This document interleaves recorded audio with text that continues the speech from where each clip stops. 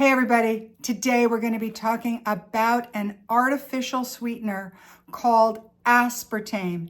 It's commonly known as this brand Equal. It's also known by the brands NutraSweet, SugarTwin, and AminoSweet. All four of those products are sweetened with aspartame, and that's our subject today. We have a big agenda. What is it? What are the brands and companies that sell it? When was it invented? The FDA approvals, sweetness, popularity, blood sugar processing, metabolism, cost, complaints, and the part you're really going to be interested in is gossip. I have a tiny little bit of gossip that you won't hear anywhere else about the approval process, and we are going to talk about the approval process and who the four population groups that should definitely avoid this product. So stick around. But first, my name is Karen Bentley. I'm the creator of the Sugar-Free Miracle Diet System, and more recently, the 10-day Sugar-Free Challenge, a webinar to get the sugar out, put the fat back in, and eat yourself thin. I was a pioneer in the sugar-free movement. I have been sugar-free for 25 years, and I have helped hundreds of people to lose weight and square away their metabolism and regain their health and energy. So let's get to aspartame. So first off, let's look at what's in this particular product, okay? Because that's going to give us some clues, and I always go to the nutrition facts. They have to give us a nutrition facts, and the first thing I'm looking at is, what's the serving size? It's 1 packet, which is 1 gram, and there's no calories in it. Okay. Does it have any added sugar? No added sugar. So far, so good. And what's in this product? What's actually in it? So we know that the things are listed in the order of what there is the most of.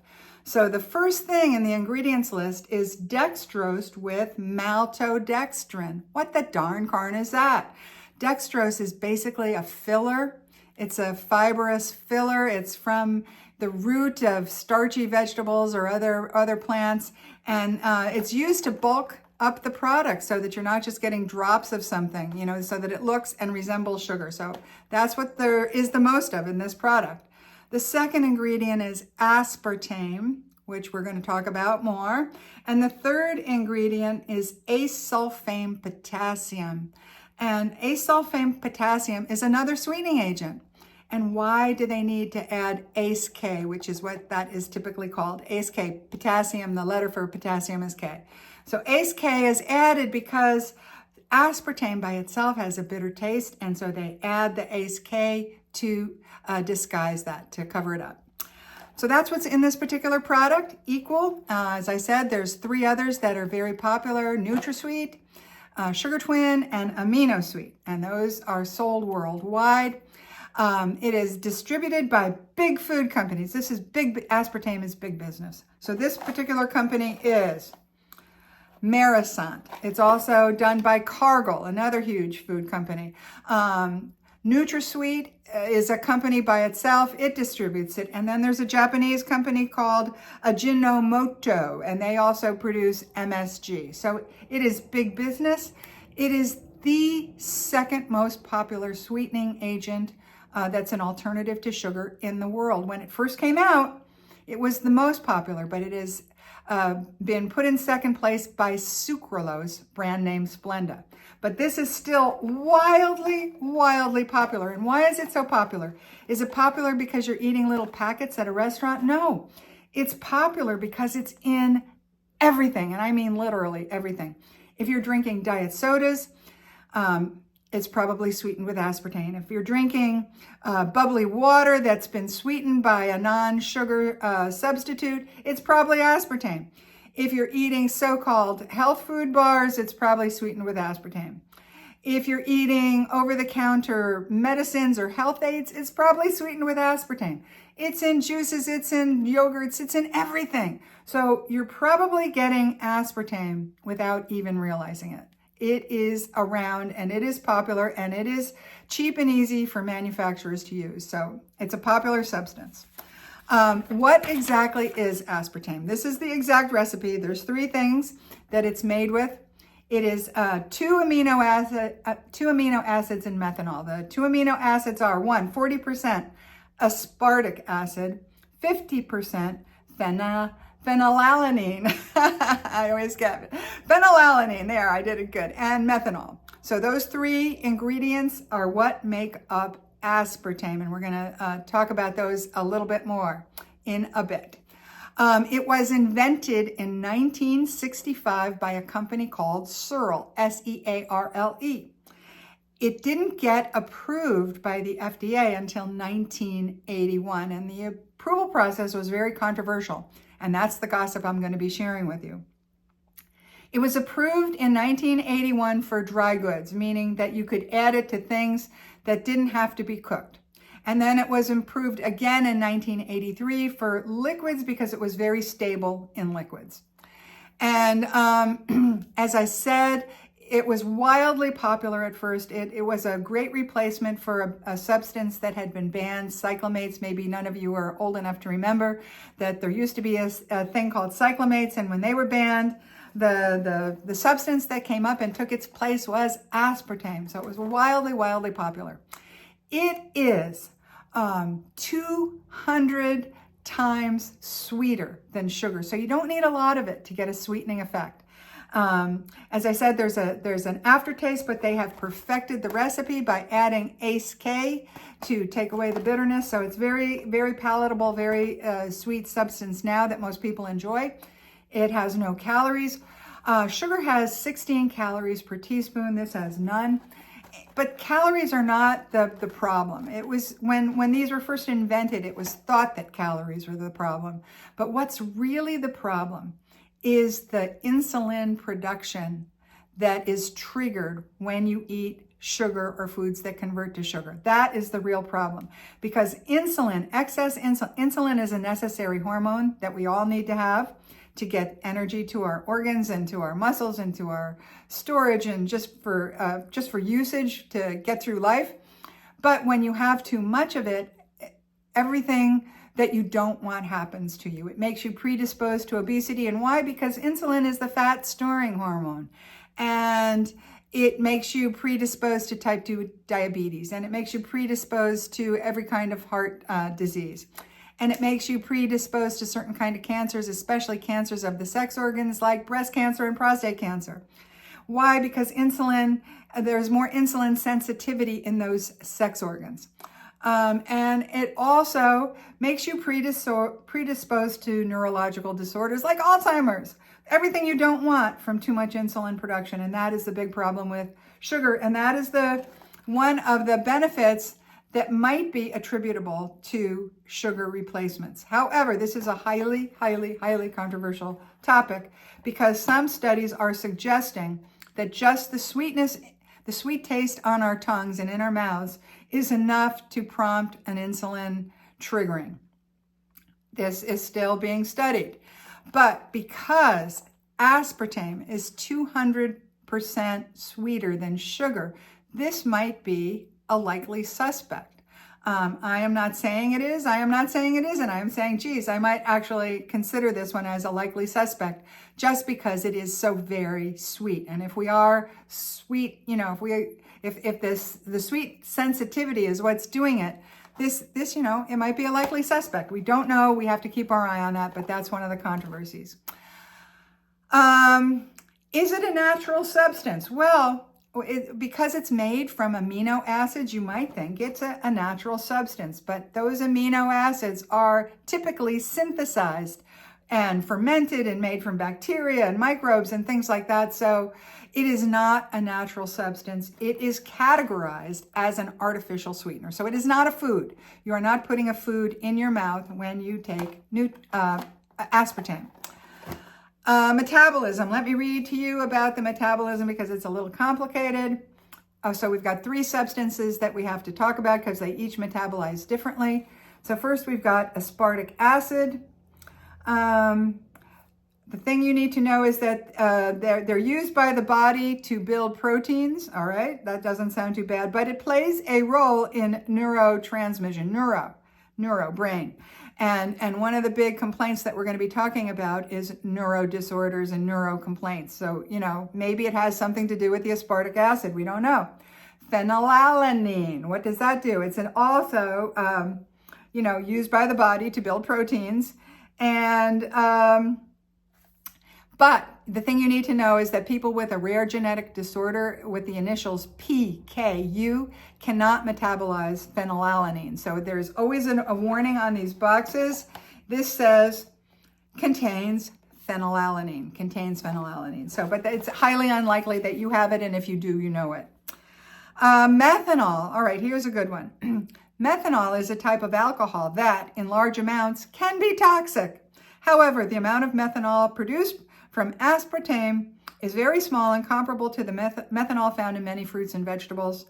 The body metabolizes methanol into formaldehyde and formic acid, which is rapidly broken down and excreted. So that is the metabolic process. The cost, you can buy a pound of Equal or aspartame in bulk from Amazon or Walmart. You can buy a pound in bulk for about $10, and that is equivalent to 8 pounds of table sugar. And and you can buy 4 pounds of table sugar for $5. So it's roughly equivalent cost of sugar, which makes it one of the more affordable sugar alternatives. I mean, some of the what I call designer alternatives are very pricey, but this one isn't. It's very affordable. It's very available. It's in every grocery store. It's in every convenience store. It's on the tabletops in restaurants. It's everywhere. So it's availability, price, as good as it gets. Complaints. Let's talk about the complaints. I want to read them to you because there are many. And there's some that are particularly troublesome. All right, so where are we here? All right, here we go. First ones. Neurological effects. Some people report headaches, dizziness, mood changes after consuming aspartame, though clinical evidence linking aspartame to these symptoms is inconsistent, meaning that it's very, very hard to isolate these substances in large studies. And so they've gotten very inconclusive results. These are anecdotal reports of people saying it gives me a headache, it makes me dizzy. Some people complain of brain tumors. Some people complain of multiple sclerosis. Some people complain of seizures. These are all anecdotal reports, but the buzz is loud. And for me personally, it's hard to ignore. For me personally, because I used to do a radio show and I would talk to these people who had these symptoms, and it was just very compelling. So for me personally, I do pay attention to it. There's also been debate about whether aspartame causes cancer, and the FDA, the WHO, and the EFSA have concluded that it is safe at current consumption levels. And then we talked about PKU, the genetic disease. The other things you need to be aware of are, excuse me, my notes got out of order. Oh, here we go. Gastrointestinal distress. This is a common complaint among all of these substances, not just aspartame. You know, I mean, everybody has their own sensitivities. I've repeatedly mentioned that I almost have none. I can eat anything without any problem. But I have lots of friends who are sensitive to different substances, and they're all different. So if you have bloating, gas, diarrhea, cramps, this isn't the product for you. There's plenty of other choices. Don't worry about it. Some people very rarely have allergic reactions. And, some people worry about the methanol. If that's you, don't take it. So those are the big complaints about aspartame. The gossip. All right, so here we come to the gossip. So finally, the product was invented in 1965 by Searle. And by 1980, the CEO of Searle was a guy by the name of Don Rumsfeld. You may remember him. And in 1980, Ron Reagan, his good buddy, maybe one of his BFFs, got elected as president. And so the big controversy is that because of that connection between Rumsfeld and Reagan in 1981, aspartame, which had been declined FDA approval over and over again, finally got approved. I do not know if that's true or not. I'm passing hearsay along. Some lawyer who was informed claimed that that was true. I'm not sure. It might be true. The players, the the timing and the players make sense. It might be true. And I'm not just picking on the GOP. I have another story for another product about the Dems. So there's no politics involved here. I just am passing along scuttlebutt. Safety. Let's talk about the approval process and the safety process here. Oh, this is amazing. All right. 1981. Aspartame was first approved by the FDA for use in dry goods and tabletops. So meaning things that where you didn't have to apply heat. Aspartame does not hold up over heat, meaning that you can't cook with it because the sweetness disappears. So it's only for cold food or for drinks or for things that you add sweetness to, like coffee or iced tea. The approval was controversial and subject to public scrutiny. All right. Then in 1983, the FDA approved it for use in beverages, carbonated beverages specifically. Then in 1984, 1 year later, Public Board of Inquiry. After concerns were raised regarding aspartame's potential links to brain tumors and neurological effects, the FDA convened a Public Board of Inquiry. Following the inquiry and the review of more studies, the FDA reaffirmed aspartame's safety. So they did that. 1996, 12 years later, reassessment. The FDA reassessed the safety of aspartame and reviewed all the claims about the potential connection between aspartame and brain tumors and determined there was no scientific evidence supporting these claims. And they have had ongoing surveillance and post-market monitoring. The FDA has reviewed over 100 studies. I read somewhere that it was the most studied substance that the FDA has ever approved, the most studied. Throughout its history, including long-term studies that look at various health risks such as cancer, neurological effects, metabolism, it is one of the most studied food additives. The acceptable daily intake by the FDA is 50 milligrams per kilogram of body weight, is much higher than the typical amount consumed. It has been approved by the EFSA, which is the European Food Safety Authority. It has been approved by the WHO, the World Health Organization, and it has been approved by the joint FAO/WHO Expert Committee on Food Additives. So it's approved by everybody. My personal recommendation for consumption of any substance, not just aspartame or any other alternative sweetening agent, my personal recommendation is to limit it to 1 tablespoon per day. If you limit your consumption to 1 tablespoon per day, which is 3 teaspoons, you're going to fly beneath the radar. You don't have to keep it at 1 tablespoon per day. You can have more for special occasions, but only for special occasions, like your birthday, like a wedding, like Thanksgiving, like the Super Bowl, like Christmas. Those are special occasions. Otherwise, you need to monitor your limit. The problem with aspartame is that it's in everything. And so you're probably getting more than you think. If you're using a lot of diet products, you're probably getting more than you think. So that's one thing to be aware of. Start checking the food label and see what the products that you're ingesting are made with so that you're more aware. Once you're aware, you can make better decisions for yourself. And maybe maybe it doesn't bother you and you don't care. And that's fine. For me personally, I find the volume of complaints about neurological disorders concerning. And especially because there are so many other choices for alternative sweetening agents. I can pick something else and be completely happy. I don't have to have aspartame. I don't like the sweetness in diets, drinks. It's way too sweet for me. So I'm not missing anything. It's no hardship for me personally. Maybe it's a hardship for you, but I tend to avoid this particular sweetening agent unless I'm at somebody else's house. It's not going to kill me. And unless I'm in a convenience store and in a rush and I have to get something and it's made with aspartame, okay, so fine. I mean, I do eat it, but I eat it sparingly. It's one of my least favorite sweetening agents. Personally, that's just me personally. You do what you want. I definitely have opinions about who should not have it. So anybody with a neurological disorder, anybody with a brain tumor, or any other neurological disorder should not have this substance. Any senior with a memory issue Don't give them diet soda. Get them off the aspartame. Don't exacerbate the problem. We don't know. Don't do it.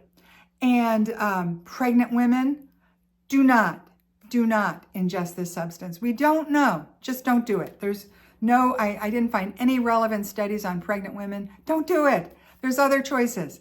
And lastly, young kids. There's an explosion of autism and ADHD and kids on the spectrum and Asperger's. We don't know. Don't make the problem worse by letting these kids drink, tons of diet soda every day. There's other things. So that is my recommendation on aspartame. If you're going to do it, limit your consumption. Start checking out the diet products and look at the ingredients list and see what you're putting in your mouth. And leave me some comments. I'd love to have a conversation. Tell me what you thought about the gossip. Leave me a heart if you like the gossip. And come back. I can't wait to be with you again. Don't forget my 10-day sugar-free webinar. Bye for now.